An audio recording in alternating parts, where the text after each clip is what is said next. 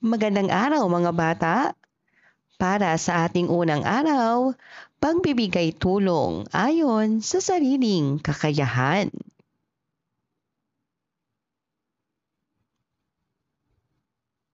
Kaya ko ba? Tingnan ang bawat larawan. Kung kaya mong gawin, itaas ang iyong kamay at sabihin, kaya ko.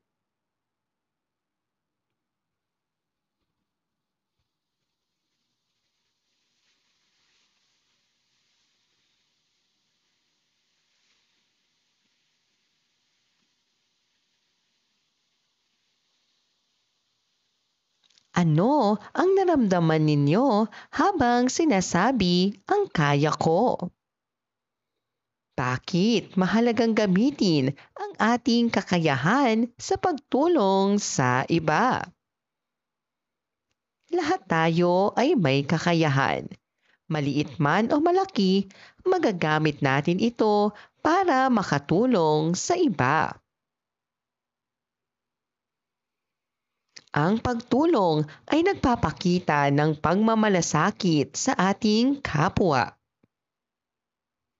Ano ang kakayahan?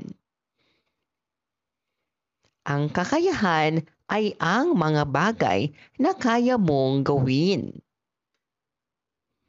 Maaari nating gamitin ang ating kakayahan upang magbigay tulong sa iba. Ang pagtulong sa kapwa ay hindi kailangang malaki. Sapat na ang taos-pusong malasakit. Mga halimbawa ng tulong ayon sa kakayahan. Kung marunong magbasa, maaaring turuan ang kaklase na hirap bumasa.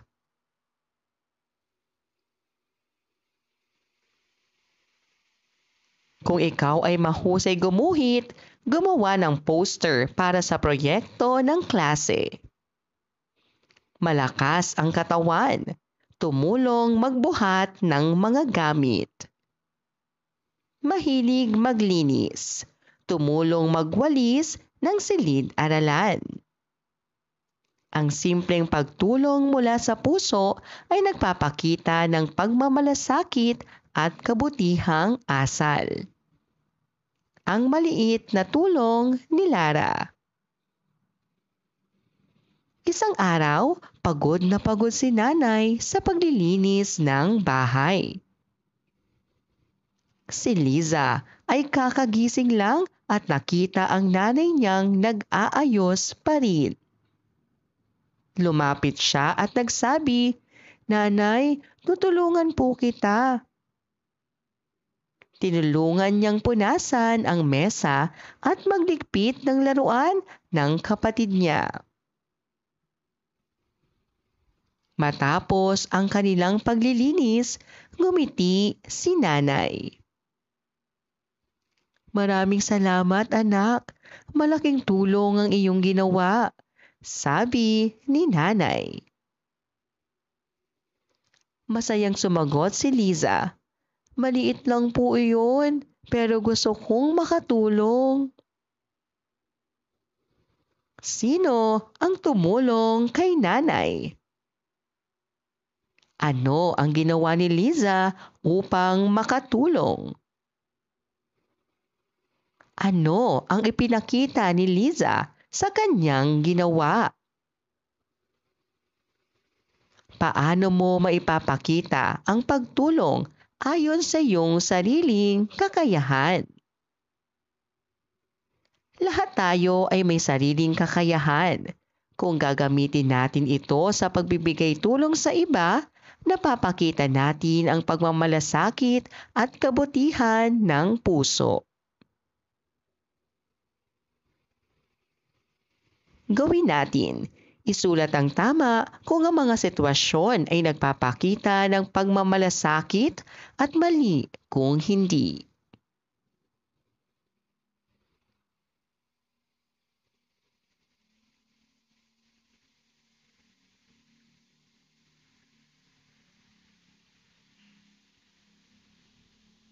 Ikalawang araw.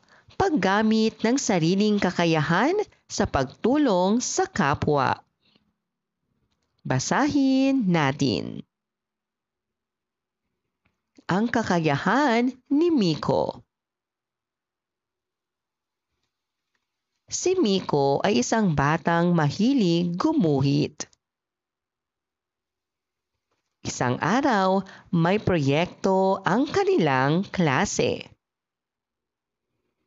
Kailangan nilang gumawa ng poster tungkol sa kalinisan sa paaralan.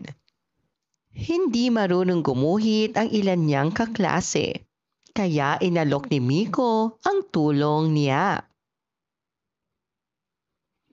"Tutulungan ko kayo," masayang sabi niya. Tinuruan niya ang kanyang mga kaklase kung paano gumuhit at gumamit ng kulay. Nang matapos ang proyekto, natuwa ang kanilang guro. "Magaling kayong nagtulungan," wika ng guro. Ngumiti si Miko. Masaya siyang nakatulong gamit ang kanyang kakayahan.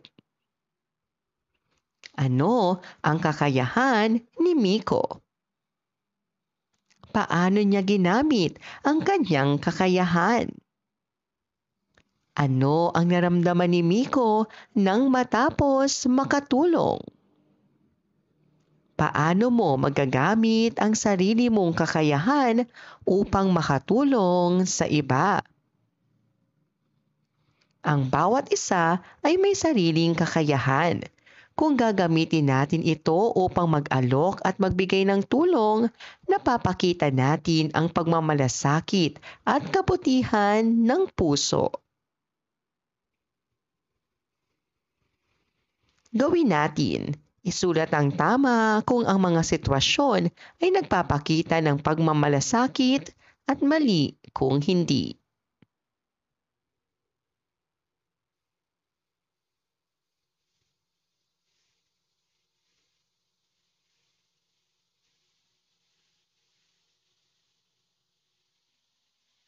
Gawin natin. Gumuhit ng isa mong kakayahan at sabihin kung paano mo ito ginagamit sa pagtulong sa iba.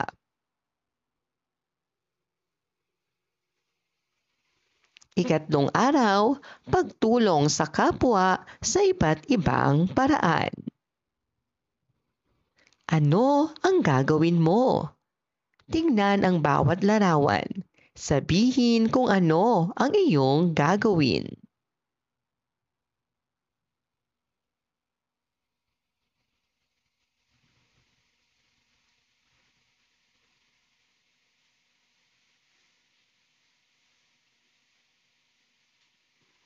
Ang pagtulong ay maaaring gawin sa maraming paraan.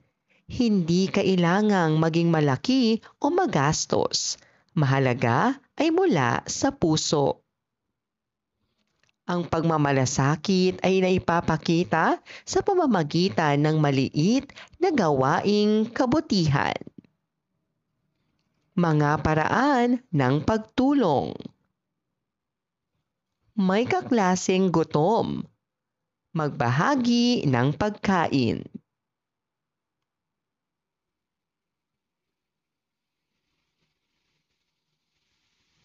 May batang nadapa. Maaari mo siyang tulungang tumayo.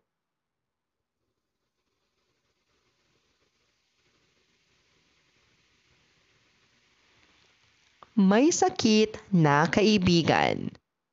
Maaari mo siyang dalawin at alayan ng dasal. Malungkot na kaklase. Ang maaari mong gawin ay damayan at siya ay pasayahin. Ang pagtulong ay hindi lang salita. Ito ay kilos na nagmumula sa mabuting puso. Ang maliit na gawain, malaki ang epekto. Isang araw, habang recess, nakita ni Ana ang kaklaseng si Bea na tahimik lang sa gilid. Nilapitan niya ito at tinanong, "Bea, bakit hindi ka kumakain?" Mahina ang sagot ni Bea. "Nakalimutan kong magdala ng baon." Ngumiti si Ana at inabot ang kalahati ng kanyang sandwich. "Hatiin na lang natin ito." Natuwa si Bea at sabing, "Salamat, Ana. Ang bait mo." Sino ang tumulong kay Bea? Paano tinulungan ni Ana ang kanyang kaklase? Ano ang naramdaman ni Bea nang tulungan siya ni Ana? Paano mo maipapakita ang pagtulong sa iba sa iyong sariling paraan? Ang kahandaan na magbigay at mag-alok ng tulong ay nagpapakita ng pagmamalasakit at kabutihan ng puso. Gawin natin. Isulat ang tama kung ang mga sitwasyon ay nagpapakita ng pagmamalasakit at mali kung hindi.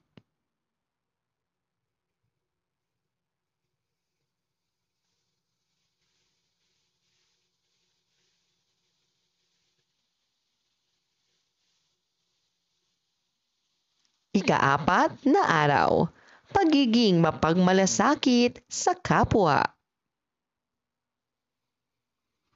Ang pusong ito ay kumakatawan sa kabutihan at pagmamalasakit. Nakita mong umiiyak ang kaklase mo. Ano ang gagawin mo? May bagong estudyante sa klase. Paano mo siya magiging kaibigan? Lahat ng ito ay mga paraan ng pagpapakita ng pagmamalasakit. Alamin natin kung paano natin maipapakita ito sa tamang paraan. Ano ang pagiging mapagmalasakit? Ang pagiging mapagmalasakit ay ang pagnanais nating makatulong sa iba sa oras ng kanilang pangangailangan.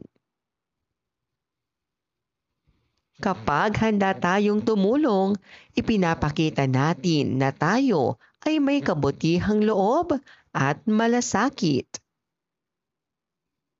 Halimbawa ng pagiging mapagmalasakit. May kaklasing walang lapis? Maaari ka magpahiram ng iyong lapis.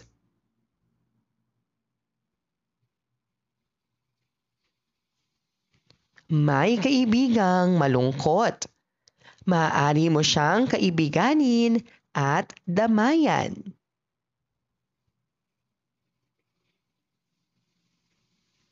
May batang bagong lipat sa inyong eskwelahan. Tulungan siyang makilala ang iba. Bakit mahalagang may malasakit? Una, natutulungan natin ang iba sa oras ng kanilang pangangailangan. Pangalawa, nagiging mas magaan at mas masaya ang ating paligid. Pangatlo, natututo tayong maging mapagbigay at mapagkumbaba.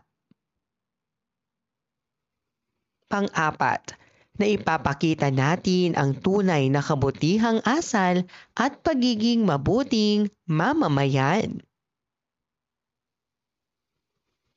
Pang-lima, nagiging inspirasyon tayo sa iba. Ang tunay na pagmamalasakit ay hindi naghihintay ng kapalit. Ang simpleng tulong ay nagmumula sa pusong handang magbigay. Gawin natin.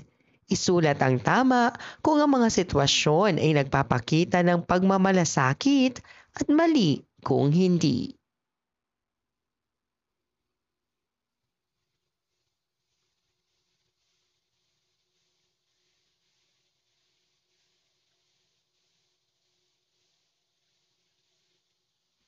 Laging tandaan, ang pagmamalasakit ay naipapakita sa ating mga kilos at gawa.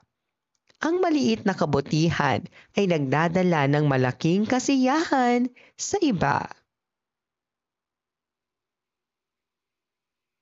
Maraming salamat po sa inyong panonood at pakikinig. Hanggang sa muling pag-aaral ng asignaturang GMRC. Paalam!